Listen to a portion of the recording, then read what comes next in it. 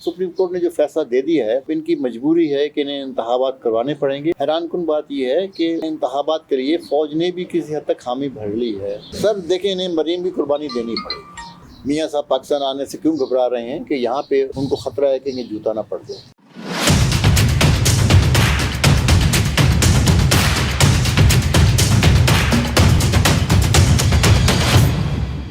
बिस्मिल्लाहिर्रहमानिर्रहीम। हमारे साथ हैं साजिद खान साहब। साजिद खान साहब से पूछेंगे कि आज दो बेंच बैठे, एक 3 रुकनी बेंच था जिसने इलेक्शन कमीशन का फैसला कालअदम करार दे दिया, दूसरा 6 रुकनी बेंच था। जस्टिस एजाजुल हसन साहब उसकी सरबराही कर रहे थे। उस बेंच की तरफ से भी फैसला सामने आ गया कि काजी फ़ाइसा साहब ने जो फैसले दिए थे, जो हुक्म जारी किए थे, उन सब को वापस ले लिया गया है। खान साहब से सवाल ये है कि इंतखाबात क्या वाकई हो जाएंगे, क्योंकि ये हुकूमत जो कुछ आज तक कह चुकी है अभी तक खामोश बैठी हुई है, कोई रद्द-ए-अमल नहीं आया। क्या इंतखाबात आपको 14 मई को होते हुए नज़र आ रहे हैं जनाब? शुक्रिया अवान साहब। सर इस वक्त जो आज फैसले हुए हैं उसके बाद तो ऐसा लगता है कि इंशाल्लाह 14 मई को इंतखाबात हो जाएंगे। अब मेरा ख्याल है एक चीज़ ये इन्होंने की तरफ से आएगी और उनका जवाब ये पेश करेंगे कि हमारे माली हालात ख़राब हैं, इसलिए इंतखाबात पूरे मुल्क में चारों जो हमारी सूबाई असम्बली हैं उनके इकट्ठे हो जाएं और कौमी असम्बली ये पख डालने की कोशिश करेंगे टालने के लिए कि सर अगर ये होगा तो इस तारीख को आगे पीछे करें। लेकिन मेरा ख्याल है सुप्रीम कोर्ट ने जो फैसला दे दिया है, अब इनकी मजबूरी है कि इन्हें इंतखाबात करवाने पड़ेंगे। और हैरानकुन बात यह है कि इन इंतखाबात के लिए फ़ौज ने भी किसी हद तक हामी भर ली है। अच्छा जी, वो कैसे अंदर की बात है? नहीं, हामी अंदर की बात नहीं। जज साहब ने उनको एक गाइडलाइन दी थी कि जो आपके हम असर फ़ौजी हैं नेवी के और एयरफोर्स के, आप उनको भी इस्तेमाल कर सकते हैं। और मेरा ख्याल है कि वो लोग हालत जंग में नहीं हैं बाकी लोगों की तरह, तो वो लोग बिल्कुल मदद करेंगे इन इंतखाबात में। और मुझे कभी उम्मीद है कि इंशाल्लाह मई में कम से कम 2 सूबाई असम्बलियों के इंतखाबात हो जाएंगे। अच्छा, अगर ये रुकावट डालना चाहें तो क्या रुकावट डाल सकते हैं चंद रोज़ के लिए इंतखाबात को मज़ीद मौखर करने के लिए या इकट्ठे इंतखाबात करवाने के लिए?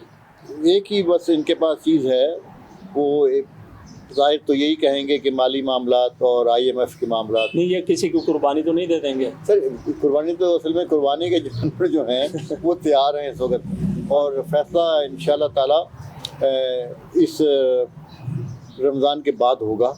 और ये फैसला कहाँ पे होगा? कोशिश तो उनकी ये होगी कि ये फैसला। अच्छा, ये भी हो सकता है कि इलेक्शन कमीशन की कुर्बानी दे दें। वो कैसे इलेक्शन हम नहीं करवा सकते, इस्तीफ़ा देते हैं। लेकिन अब तक उनकी तरफ से ये कहा गया है जी ठीक है, सुप्रीम कोर्ट ने हुक्म दे दिया, हम इलेक्शन करवाने के लिए तैयार हैं। तो क्या उसकी कुर्बानी के लिए अगर ये हुकूमत चाहेगी तो वो तैयार हो जाएंगे कि हम कुर्बान होते हैं, इस्तीफ़ा देते हैं? नहीं सर, ये हुकूमत तैयार नहीं होगी, क्योंकि इलेक्शन नहीं हुकूमत नहीं, इलेक्शन कमीशन तैयार हो जाएगा। इलेक्शन कमीशन तैयार हो जाएगा। वो तो असल में इलेक्शन कमीशन जो है वो साबित हो गया कि गैर जानिबदार नहीं है। और दूसरी बात ये, इलेक्शन कमीशन उनकी उंगलियों पे पपिट ऑन द चेन नाचता रहा है और उनकी बचत भी इसी में है कि मैं इंतखाबात कराऊँ और नेक नामी कमाऊँ, जो मैंने करवा दिए थे।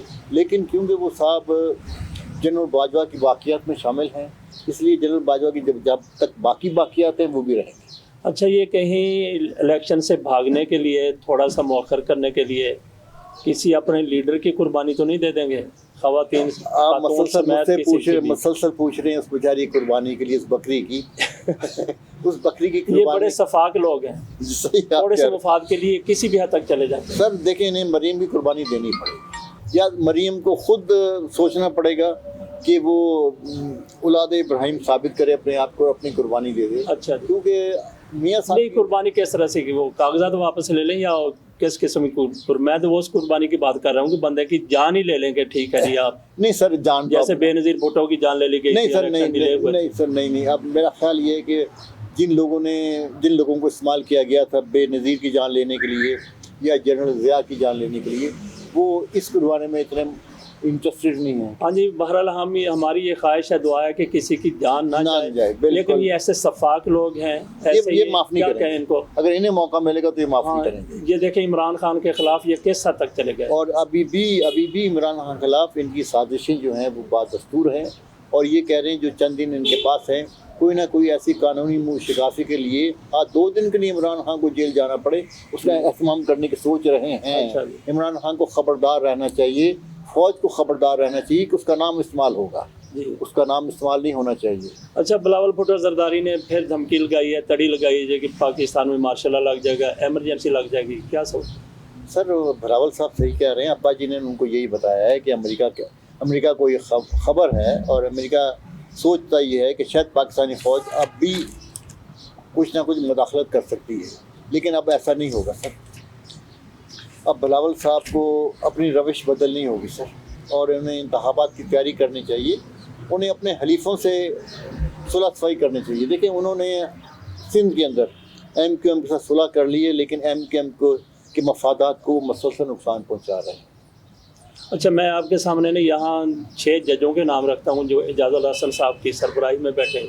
बहुत से लोगों की आंखें खुल जानी चाहिए कि उमर ता बंदियाल अगर फुल कोड बनाते हैं तो भी फैसला वही होगा जो आइन और कानून के मुताबिक फैसला होगा, और इन पार्टियों को PDM को वहाँ से भी खैर मिलने वाली नहीं है।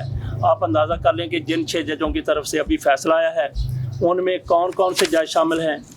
उनमें एजाजुल हसन साहब, उन्होंने सरबराही की, मुनीब अख्तर साहब थे, उसमें आयशा मलिक साहिबा थी, मुज़ाहिर अली अकबर नकवी साहब थे, सैयद हसन अज़हर रिजवी साहब थे।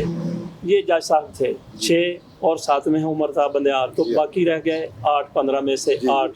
तो 15 में से 8 के 8 जज क्या नवाज शरीफ के साथ खड़े हुए हैं? सर बाकी जो जज है ना, उनके लिए हमारे पुराने शायर जिन्होंने लिखे थे 900 चूहे, अच्छा, वो बाकी जज जो हैं वो सर अब चूहे बनते जा रहे हैं अनफॉर्चुनेटली। अच्छा, उनमें शाहिद वही साहब को भी शामिल कर लें, वो भी इसी नुक्ता नज़र के आदमी सर, आइन के साथ खड़े होने वाले। सर आइन के साथ खड़े हों शाहिद साहब, और बाकी सारे के सारे अतर मिनल्ला साहब को आप सोच नहीं सकते कि वो आइन के साथ खड़े ना हो। नहीं सर, देखें उनको आइनी तरमीम के बाद ही तो चीफ जज बनाया गया था जी, तो वो आइन के साथ जरूर खड़े हैं, लेकिन वो आइन के ऊपर भरोसा नहीं करते। हमें वो जज चाहिए जो आइन पे भरोसा करें, उनके साथ ना खड़े हों। जनरल बाजवा साहब को कहते हैं कि दुबई में जूता पड़ गया है, तो ऐसे अगर बाजवाई किस्म के इनके किरदार होंगे, अमाल होंगे, कोई भी सियासतदान है, तो क्या आप समझते हैं कि लोग फूल निशावर करेंगे उन पर? नहीं, आप देखें मियाँ साहब पाकिस्तान आने से क्यों घबरा रहे हैं कि यहाँ पे उनको खतरा है कि इन्हें जूता ना पड़ हाँ जी, जाए। लेकिन जूता मारने वालों को अप्रिशिएट किसी तौर पर नहीं किया जा सकता, लेकिन वो करतूतों की वजह से। और देखें कमाल ये आपने जो दुबई का जिक्र किया, तो मैं आपको बताऊं, मेरे एक बहुत अच्छे दोस्त हैं अली चौधरी, अच्छा, urdu.com को चलाते हैं सर, और दुबई में बहुत अच्छा रहे हैं। वो भी मुझे बता रहे थे कि वहाँ पे अगर कोई भी शख्स इस किस्म की हरकत करता है ना सर, हाँ तो वो काबिल गिरफ्त है। ठीक है। और जिस पठान ने ये हरकत की है बाजवा साहब की वजह से ना, उसकी खुशकिस्मती से कोई तस्वीर नहीं बन सकी।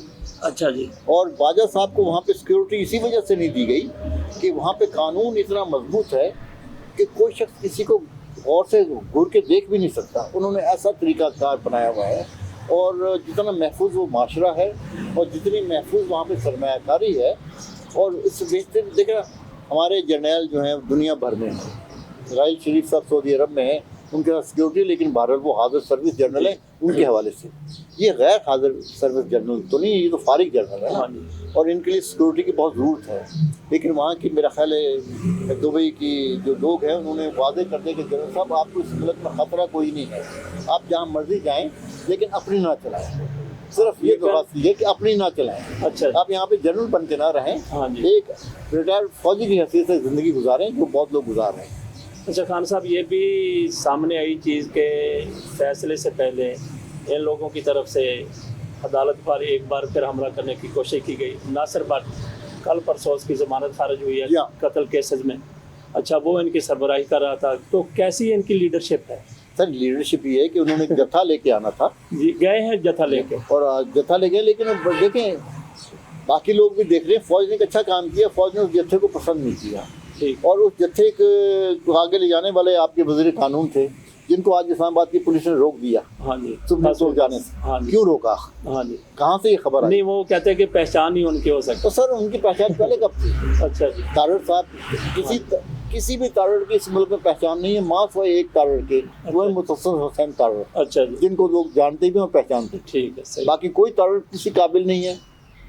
वो हमेशा सौदेबाजी करते रहे हैं, वो सूट केसों में पैसे भर के कोटा जाते रहे हैं और अदालतों को वर्गलाते रहे हैं। तो इस बात को छोड़ दें। फिर आखिरी सवाल मेरा यही है कि इंतखाबात वाकई 14 मई को हो जाएंगे? सर हुस्न नज़र और हुस्न ज़न यही है, और फौज भी ये चाहेगी। फौज इस मुल्क के मुस्तक़बिल अगर फौज चाहेगी तो फिर तो मामले ख़त्म। मेरा ख्याल है फौज बहुत संजीदा है और हाफिज़ साहब बहुत संजीदा हैं। उन्हें पता लग गया है कि जिनके साथ वो थे वो उनके साथ सिंसियर नहीं है। जी ठीक है। और फौज के ऊपर क्यों तनकीद की जाती है सर? कोई ज़रूरत नहीं है। हमारी कौमी फौज है और किसी भी सियासतदान को फौज पे उंगली उठाने की इजाज़त नहीं होती। ठीक। खान साहब बहुत बहुत शुक्रिया। शुक्रिया सर।